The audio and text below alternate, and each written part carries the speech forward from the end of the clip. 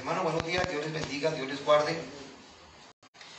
Hoy yo le invito a que usted busque el libro de Juan, capítulo 9, pero tome en su cuaderno este apunte, Salmo 139, versículos 13 al 18. Yo se lo voy a leer mientras que usted busca el Evangelio de San Juan, capítulo 9. Se lee la palabra en el nombre del Padre, del Hijo y del Espíritu Santo. Amén. Porque tú formaste mis entrañas, tú me hiciste en el vientre de mi madre. Te alabaré, porque formidables y maravillosas son tus obras. Estoy maravillado, y mi alma lo sabe muy bien. No fue encubierto de ti mi cuerpo. Bien que en oculto fui formado y entretejido en lo más profundo de la tierra. Mi embrión vieron tus ojos. Y en tu libro estaban escritas todas aquellas cosas que fueron luego formadas, sin faltar una de ellas. Cuán precioso me son, oh Dios, tus pensamientos, cuán grande es la suma de ellos. Si las enumero se multiplican más que la arena, y despierto y aún no estoy contigo. Usted dirá, pero pastor, ¿por qué lee el Salmo 139? Aquí Salmo 139 está narrando a través del rey David de que reconoce que aún estando en el vientre de su madre pudo ver el rostro del Señor. Dice, mi embrión vieron tus ojos. O sea, vean lo maravilloso y lo tremendo que debe ser la formación de ese bebé o esa bebecita en el vientre de una madre. La formación se ve, científicamente se ve cómo va pasando cuando se unen el espermatozoide y el óvulo y se van dividiendo, van formando células y células hasta que se forman sus brazos, sus pies, su tronco, sus ojos y en general. Y por eso el rey David reconoce la soberanía de Dios en eso. Pero ahorita nosotros al ver, para que vayamos al Juan capítulo 9, donde dice Jesús sana a un ciego de nacimiento. Entonces aquí podríamos decir, Dios se equivocó, donde dice, mi embrión vieron tus ojos. Donde este hombre nace ciego. Y al leer esta narrativa, podemos tener muchas preguntas y que usted mismo se haga esas preguntas de cómo está viviendo usted su vida espiritual. Aún congregándose, aún leyendo la Biblia, alguien me dijo, no, es que, pastor, no he podido volver a la iglesia, pero yo estoy haciendo mi devocional diario. Y dije, qué bueno, hermano, qué bueno que lo esté haciendo. Pero ¿cómo está su vida de santidad? ¿Cómo está su vida de rectitud? Solamente lo que lo ve bien es Dios. A uno lo puede engañar, pero la Biblia dice que Dios no puede ser burlado. Miren lo que dice. Al pasar Jesús vio a un hombre ciego de nacimiento. Pero al pasar, ¿de a dónde? ¿A dónde estaba Jesús? Y por eso, al leer y estudiar la Biblia expositivamente, tendríamos que irnos al capítulo 8, al versículo 56, que dice, Abraham vuestro padre se gozó de que ha de venir mi día, lo vio y se gozó. Entonces le dijeron los judíos, ¿aún no tienes 50 años y has visto a Abraham? Jesús les dijo, de cierto os digo, antes que Abraham fuese, yo soy. Tomaron entonces piedras para arrojárselas, porque Jesús se escondió y salió del templo, y atravesando por medio de ellos se fue. Vemos que Jesús está predicando de su preexistencia en la sinagoga, y aún los confrontan los judíos, porque lo que más le peleaban a Jesús era que decían que él era el profeta, que él era el Mesías. Entonces siempre procuraban la forma de matarlo. ¿Por qué? Porque dicen que se hacía igual a Dios. Aquí él dice que era mayor que Abraham, pero si él formó a Abraham. Entonces los judíos lo confrontan y una vez buscan la forma de agredirlo, de matarlo. Dice, tomaron entonces piedras para arrojar, voy a leer el 58. Jesús les dijo, de cierto os digo, antes de que Abraham fuese, yo soy. Ahí estaba la preexistencia de Jesús. Tomaron entonces piedras para arrojárselas, pero Jesús se escondió y salió del templo, y atravesando en medio de ellos se fue. Dice, y al pasar Jesús vio a un hombre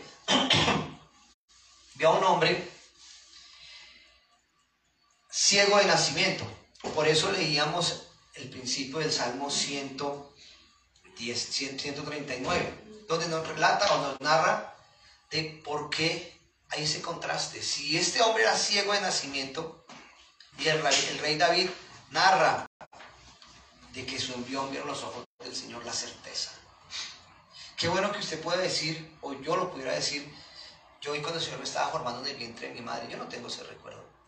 Yo no sé qué recuerdos tenga usted de su infancia. Yo no sé qué recuerdos tenga aún si usted fue en el momento de cuando su mamá estaba embarazada, de usted intentó aún abortarlo. No sé qué trató de hacer su mamá en ese momento. Pero aquí vemos que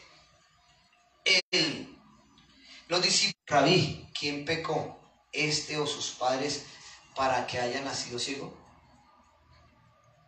Por eso cuando la Biblia dice que en el libro están escritas todas las cosas, a los discípulos se les había olvidado eso o no conocían eso.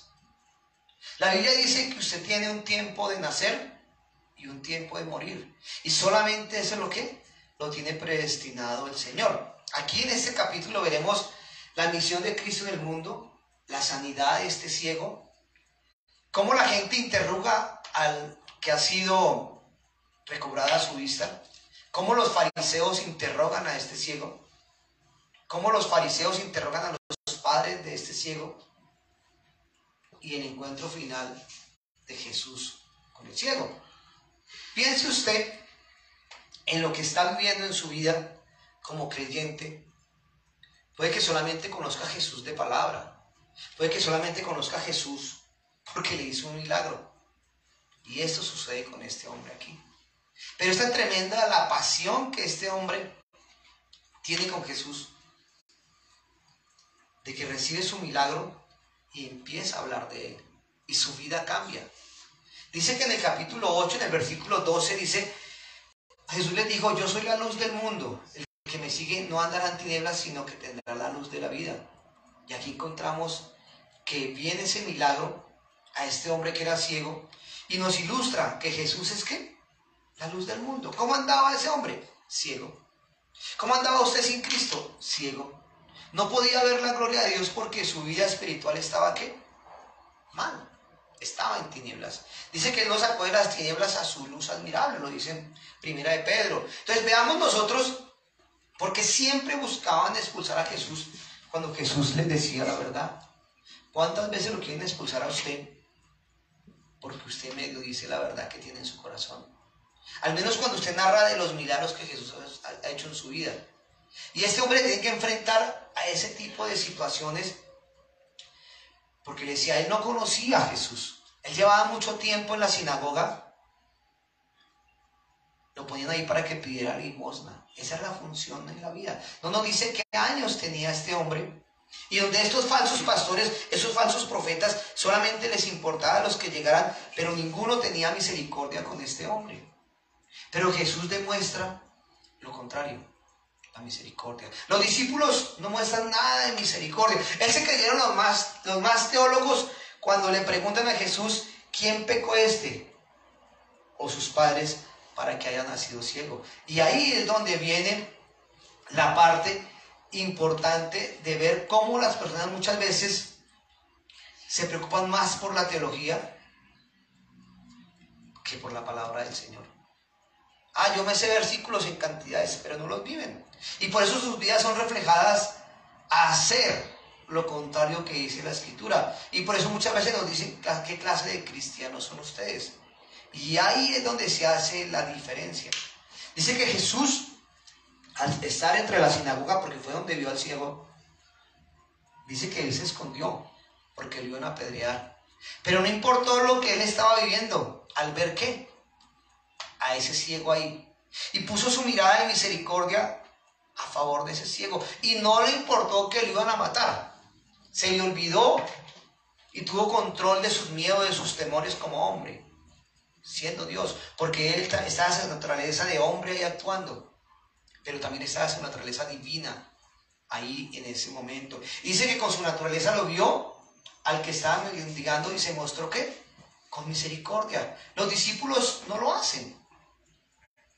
Ellos solamente se van a preguntarle, ¿y quién pecó? ¿Este o sus padres?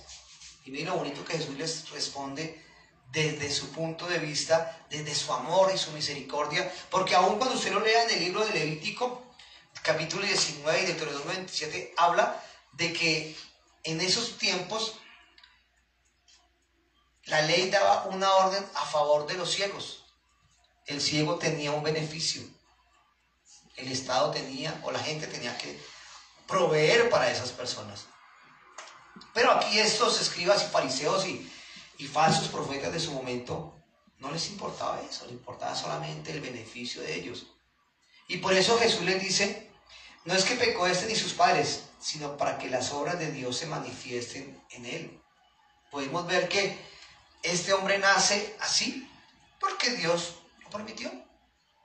Si dice que Dios lo formó desde antes del vientre, si Dios lo formó a usted desde antes de que naciera, si Dios lo formó antes de que existiera en la tierra, en los lugares celestiales, ¿por qué permitir que este hombre naciera ciego? ¿O por qué permitir que usted naciera en la familia que nació? ¿O por qué permitir lo que usted está viviendo? ¿O el recorrido de su vida? Mire lo que dice 2 Corintios 4, 6, donde habla del Señor, que es el que va a iluminar el pensamiento de nosotros. Porque Dios mandó de que de las tinieblas resplandeciese la luz. Es el que resplandeció en nuestros corazones para iluminación del conocimiento de la gloria de Dios en la faz del Señor Jesucristo. Nosotros andábamos en oscuridad, andábamos en tinieblas desde el momento en que nacimos, desde el momento que fuimos concebidos. La Biblia dice, en pecado me concibió mi madre. O sea, estábamos en lugares celestiales donde Dios nos forma y nos pone en el vientre de nuestra madre, y ya estamos en la tierra caída. ¿Por causa de quién? Del pecado de Adán y Eva. Las mentes y los corazones de los discípulos no le importaban. Le importaba ver qué aprendían del Señor, pero teológicamente, no de misericordia. Y Jesús se muestra totalmente diferente a lo que ellos esperaban, y por eso le dice que no era que sus padres hubieran pecado. Podemos ver hoy en día cuántas personas o niños nacen y son adictos ya a la cocaína, son adictos a las drogas, porque sus padres, ¿qué? Eran adictos. ¿Cuántos niños nacen hoy con SIDA? Porque sus padres tienen una vida de promiscuidad y en su sangre ya va, ¿qué? Esa parte de pecado, por la naturaleza, ¿qué? Caída del ser humano.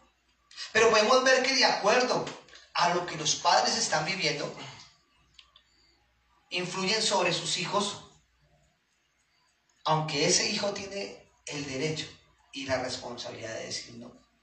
Mi papá es alcohólico, mi mamá es alcohólica, pero yo no voy a ser alcohólico o drogadicto, porque llega el momento dado que ese niño tiene que exponer su parte de ser igual que ellos, pero su influencia es dada hacia eso.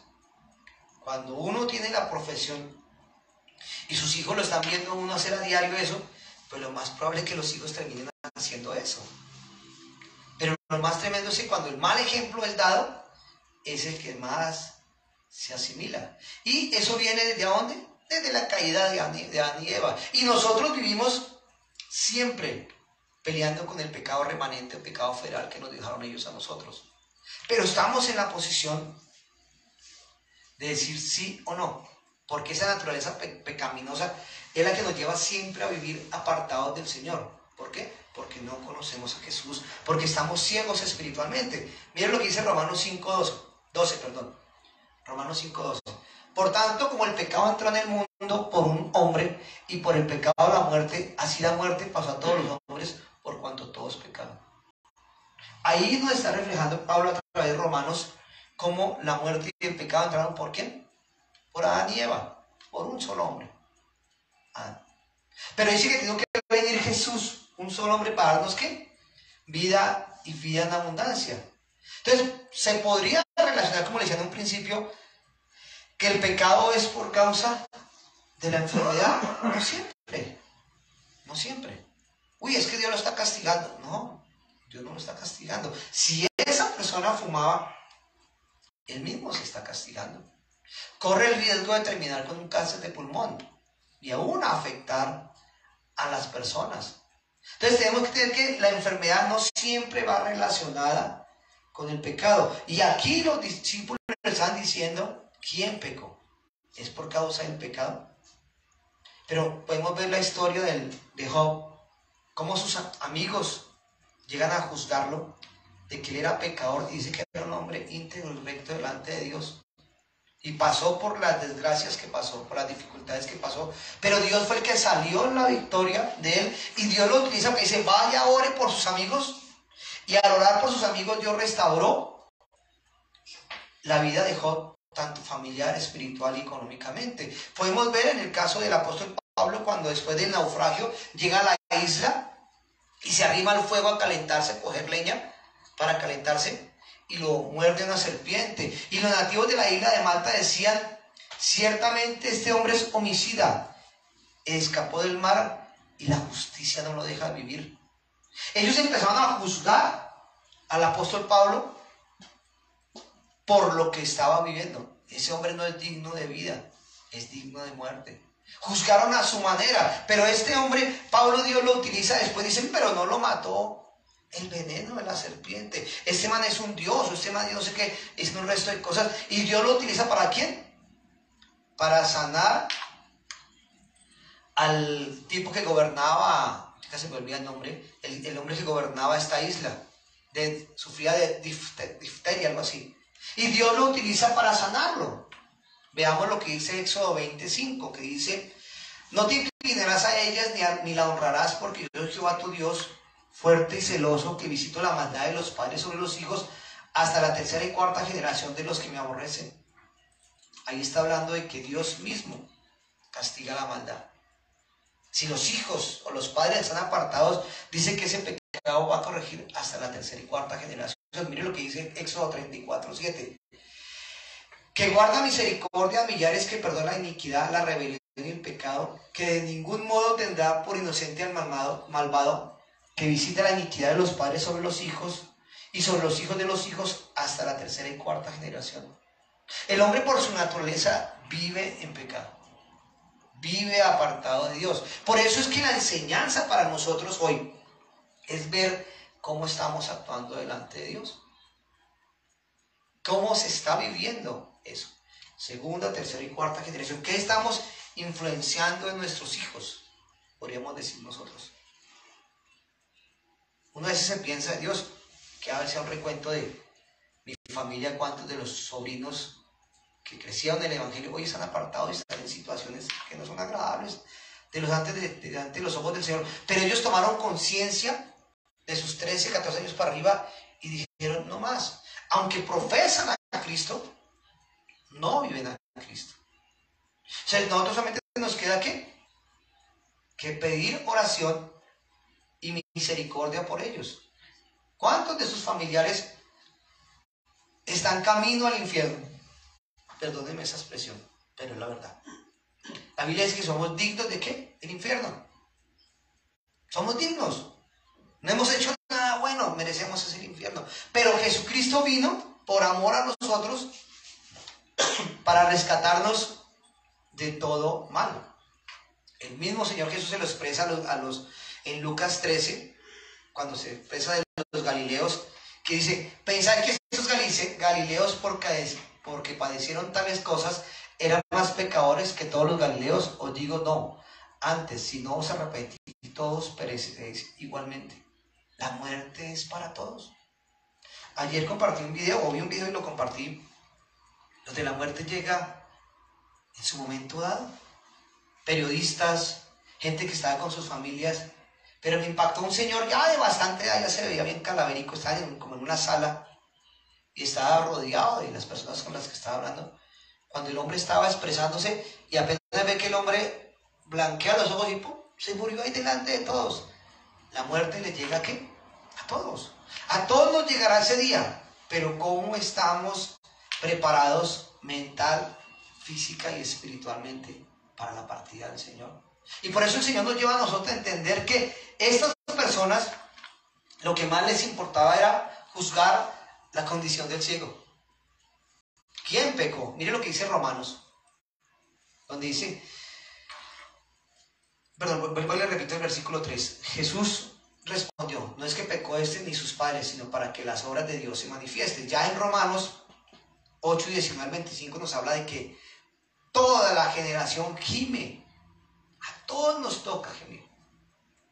De un momento dado, a alguien lo puede tocar la enfermedad, a alguien lo puede tocar la aflicción a través de una separación, lo puede tocar la aflicción a través de la muerte de un ser querido o la situación que se esté viendo. Entonces solamente le toca ¿qué? Clamarle a Dios. La gente nos puede ofrecer un abrazo, pero no queda más de ahí. Este hombre estaba ciego con un propósito y la oportunidad de Dios era manifestar su gloria en ese momento de sanidad. Pero ¿por qué esperar? No nos dice cuántos años, 30, 40, 50 años tenía este hombre, pero Dios lo permitió así. A veces vemos cómo la gente se enferma de un momento a otro y se me puso a pensar, no estaba preparado para partir con el Señor. Y ahí es donde se hace la diferencia, mis hermanos, cómo estamos delante del Señor. Todo lo que Dios permite aquí en la tierra es para manifestar su gloria. Así lo dice en el libro de Romanos, todas las cosas ayudan para bien a los que aman al Señor. Pero ese que no ama al Señor solamente tiene misericordia. Mas cuando los que amamos al Señor tenemos la gracia que es el Señor Jesucristo en nuestras vidas. Como una persona, pastor aún, le puede llegar un cáncer, le puede llegar una enfermedad, porque es una herramienta que viene desde el nacimiento del pecado de Adán y Eva. Ahí estamos enfrascados en ese problema. Miren lo que dice el versículo 4. Le es necesario hacer las obras del que me envió, entre tanto que el día dura y la noche viene, cuando nadie puede trabajar. El día se hizo para trabajar. Claro, hoy en día hay horarios nocturnos, pero Dios todo lo hizo con un orden. Y Él quería aquí enseñarle a los discípulos que tenían que tener compasión por las personas. Tenían que tener amor por las personas. Le dice, me es necesario hacer las obras del que me envió, entre tanto el día dura. La noche es la contraposición o es la oscuridad, hablemoslo así. Jesús es la luz, pero la noche está en lo que está viendo la persona sin Cristo. Dice que Él fue enviado. Dice, el día del Señor, ¿qué? Vendrá. Y lo que dice Juan 17:4. Yo te he glorificado en la tierra, he acabado las obras que me diste que hiciese. En los 33 años de vida de Jesucristo hizo el propósito de Dios. Claro, hizo milagros, sanó personas, liberó personas, pero Él vino fue a morir por usted y por mí. Dice, dichosos los que creen sin haber visto.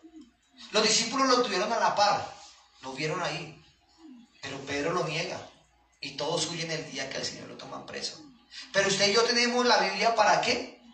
Para poder caminar en esta tierra, en este peregrinar, para que la noche no nos coja, la oscuridad. Pero cuando retrocedemos hacia el pecado, nos olvidamos de que Jesús es la luz del mundo, que alumbra nuestro entendimiento, alumbra nuestros corazones para poder entender la palabra. No, pastor, es que yo leo la Biblia y no la entiendo. Pues Cristo no está ahí, el Espíritu Santo no está ahí, la palabra, el Logos es el que está ahí, pero tiene que venir la parte espiritual, el don de Dios, la gracia, el don inmerecido, para que alumbre el entendimiento de las personas y las personas puedan ver ¿qué? La luz de la que nos habla el Señor. Y eso diríamos que es una locura. Miren lo que dice el versículo 6. Dicho esto, escupió en tierra e hizo lodo con la saliva y untó con el lodo los ojos del ciego. Jesucristo puede haber hecho el milagro sano, ya, con una sola palabra. Pero tenía que utilizar algo para que la gente viera, aún para que el ciego se moviera. Acuérdense cuando sanó a los leprosos, 9 y tan solo uno vuelve, y los otros solamente se quedaron ¿con qué? Con el milagro. Pero dice que él tiene que ir y le dice que tocó los ojos con su saliva y con el barro hizo lodo. Eso nos lleva también en el caso del paralítico de Bethesda, en el estanque, que Jesús fue el que quiso sanarlo.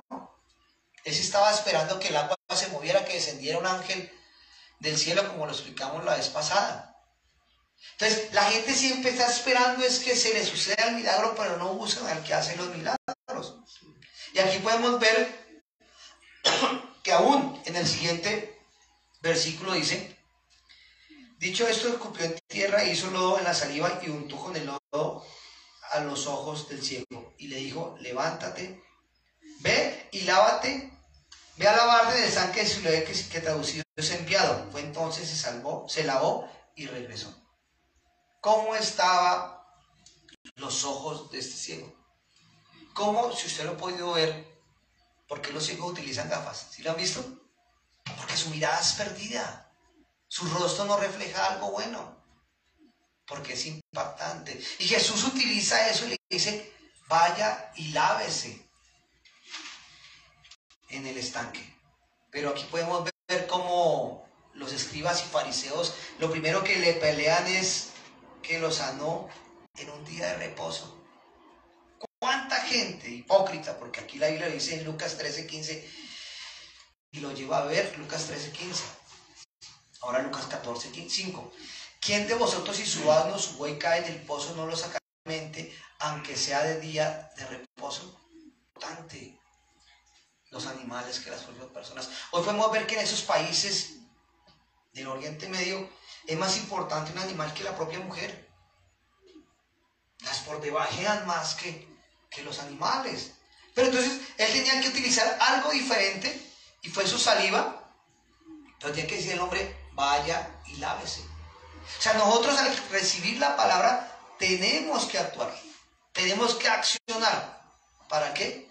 Para que el amor y el poder de Dios a través de la obediencia actúe en nosotros. Usted se puede acordar cuando lo ha leído la historia de Naamán, un hombre, un general, que el Señor le dijo: vaya, báñese en el Jordán 7 veces. Y él le decía: pero es que el río de mi nación es más bonito. No, tiene que ir al Jordán y meterse 7 veces para ser sano de la lepra que tenía. Entonces siempre el Señor lo que va a demandar es que tenemos que ser obedientes a la palabra. Si le dice salte, salte; si le dice brinque, brinque; si le dice arrodíllese, arrodíllese. Porque ahí es donde está el poder de Dios y actúa a través de la obediencia. Versículo 7. Vuelvo y se lo repito. Y le dijo: ve a lavarte en el estanque de Siloé, que traducido es enviado. Podemos ver quién fue enviado a esta tierra: Jesús.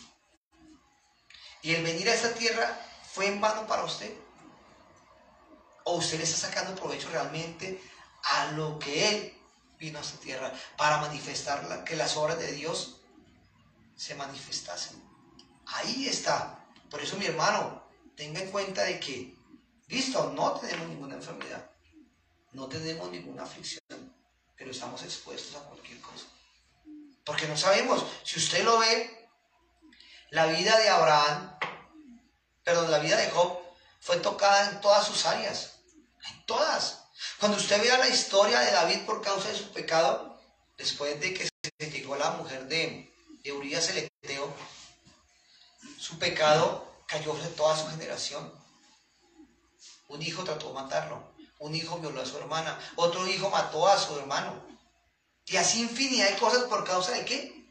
Del pecado. Pero aquí sí lo es, significa enviado. El Señor envió a su Hijo para que alumbrara su luz a nuestros corazones. Dice, repito, el versículo 4.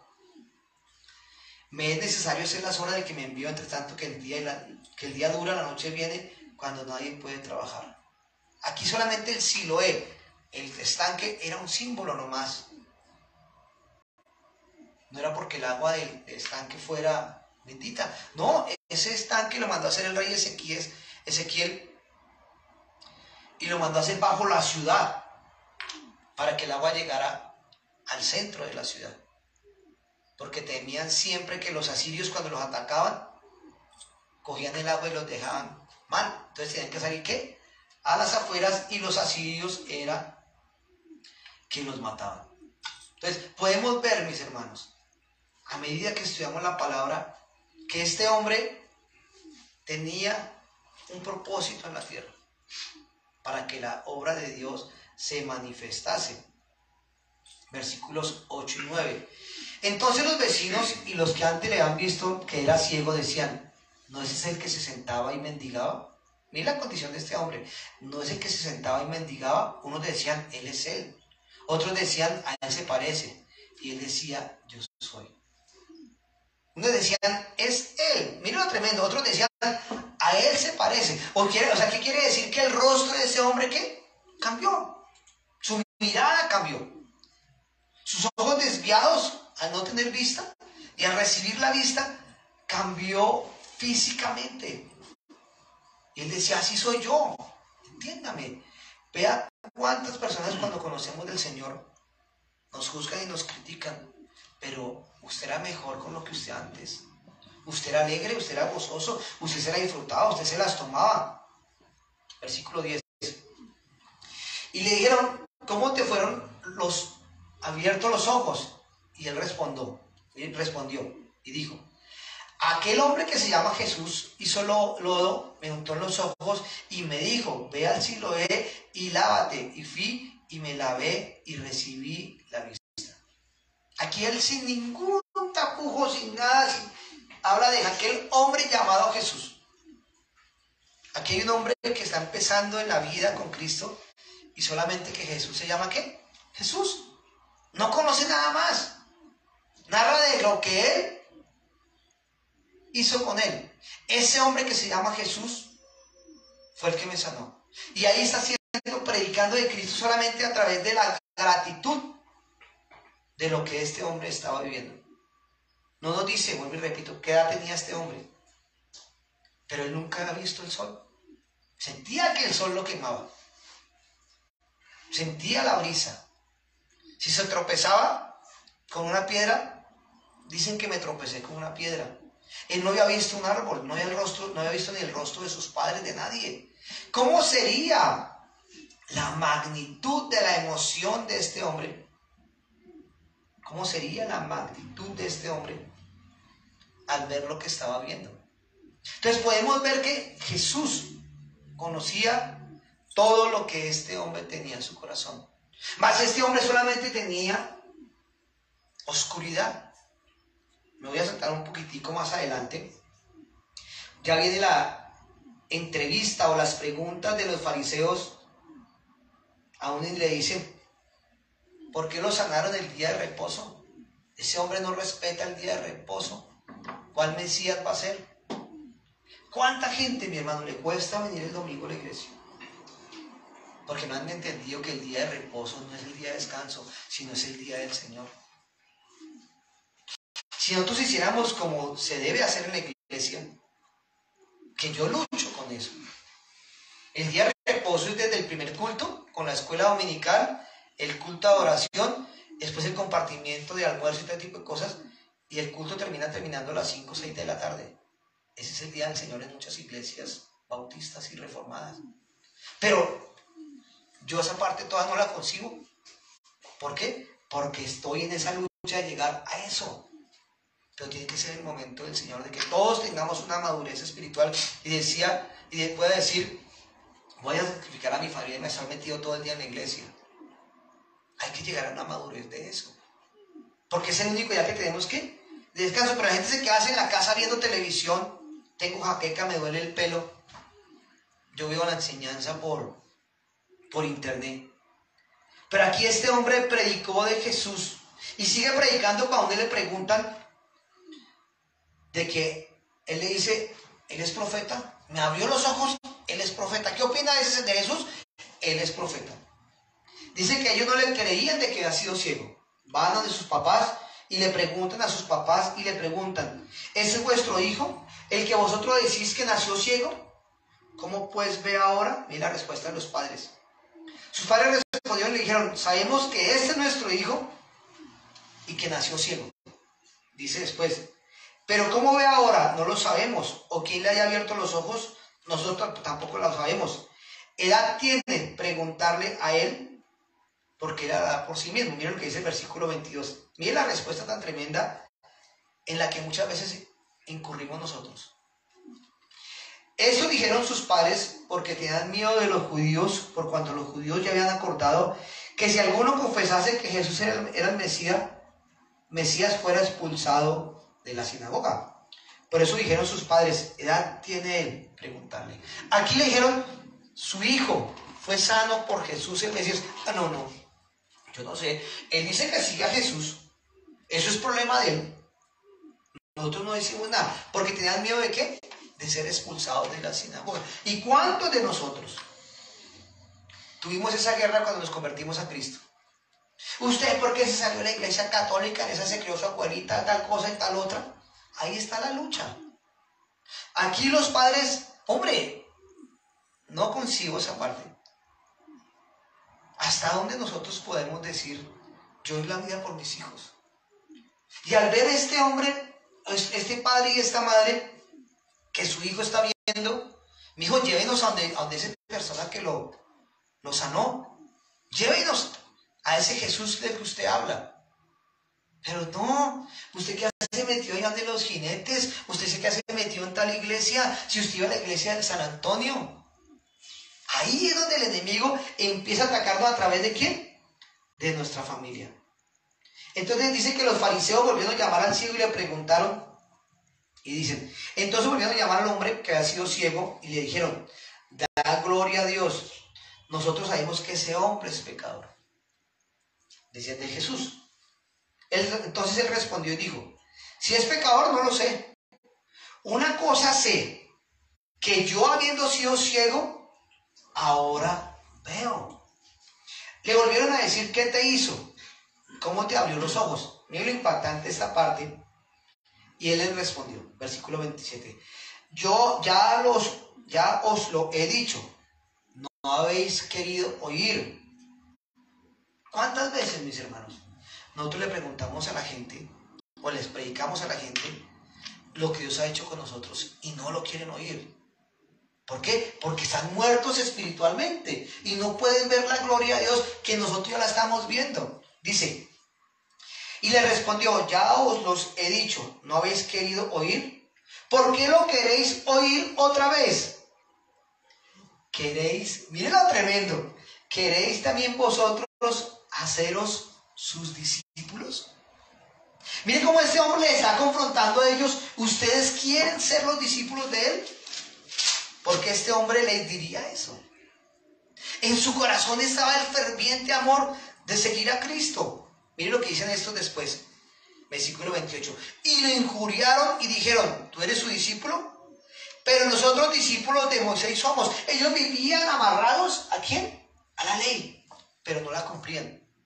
Este hombre, su mente ha sido abierta, su visión había sido abierta, y ya veía a Jesús de otra manera, veía el mundo de otra manera. Miren lo que dice el versículo 29. Nosotros sabemos que Dios ha hablado a Moisés, pero respecto a ese no sabemos de dónde sea. Respondió el hombre y les dijo, pues esto es lo maravilloso, que vosotros no sepáis de dónde sea, y a mí me abrió los ojos.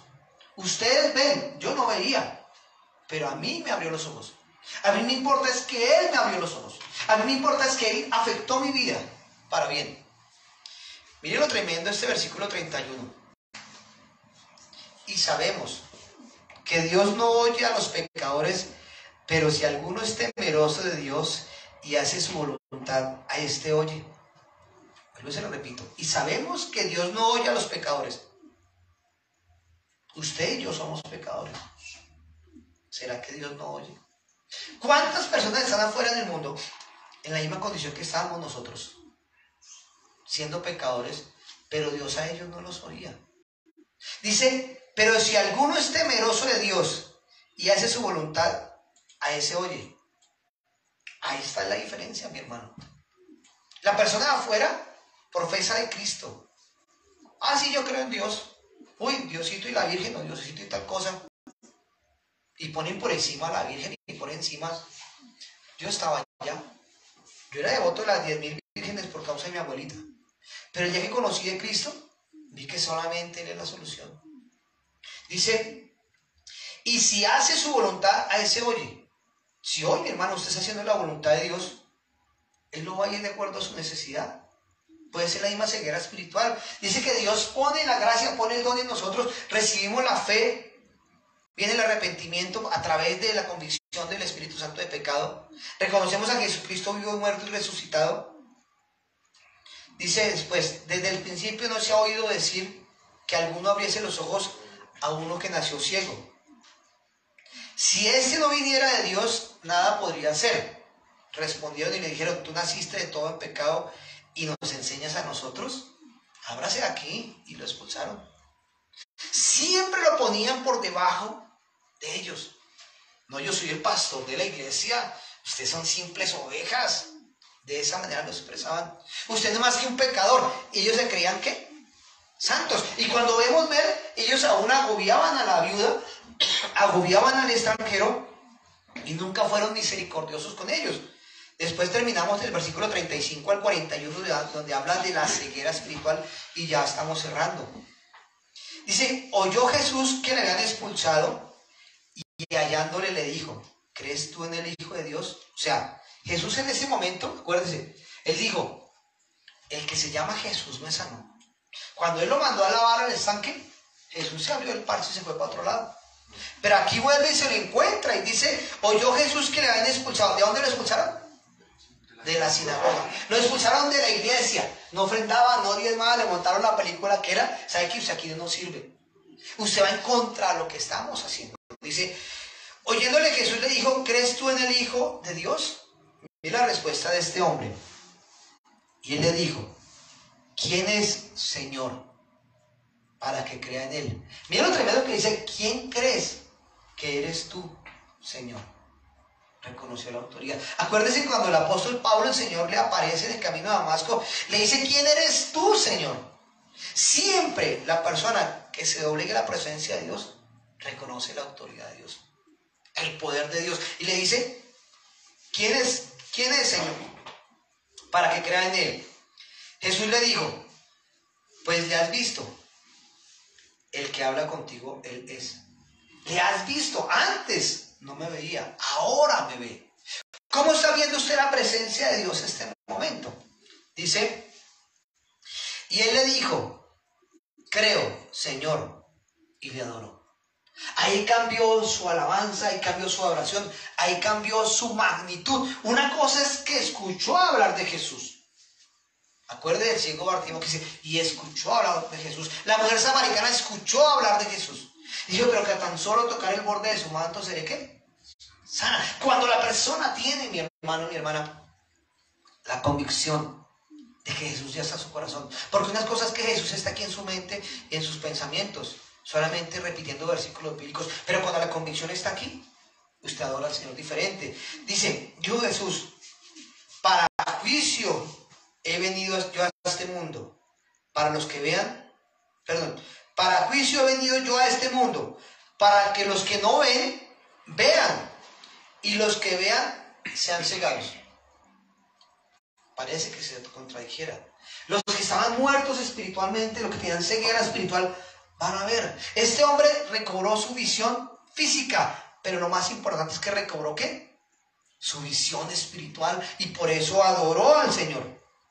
Y vienen los fariseos, los escribas, los maestros de la sinagoga y le dicen, entonces los fariseos que estaban con él, le dijeron, ¿acaso nosotros también somos ciegos? Mira lo que responde el Señor Jesús. Jesús le respondió, si fueran ciegos, no tendríais pecado. Mas ahora porque decís, vemos, vuestro pecado permanece. Veámoslo y cerramos con esta manera.